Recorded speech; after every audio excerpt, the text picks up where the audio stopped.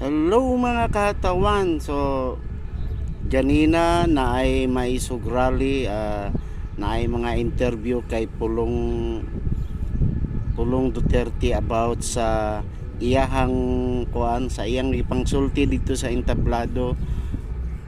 Gi-confirm sa ato ang isang vlogger nga si kuan Joey Cruz. Shout out day kan Joey Cruz.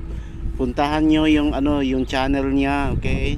So sa kanya to galing, kinuha ko lang para may video tayo na may upload sa sana hindi mo ako Inday Joey Cruz, okay?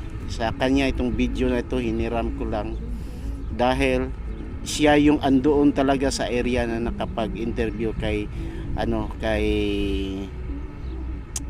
Basti Duterte, hindi pala Pulong.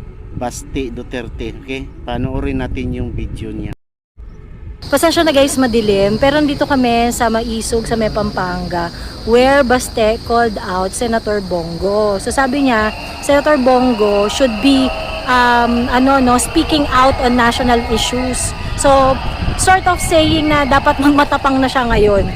And that is expected of him. Kahit kumpare raw siya, ay parang mas matapang pa raw si Risa Ontiveros sa kanya. Yun lang, wait lang. Ayan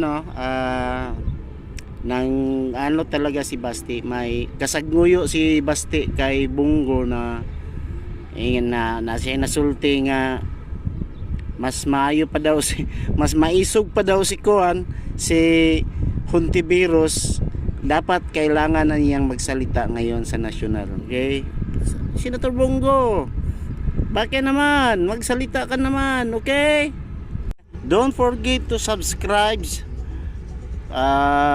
like and share if you can, okay? So pero puntahan nyo yun si Joey Cruz. Shout out kay Joey Cruz dyan, salamat sa video mo, okay?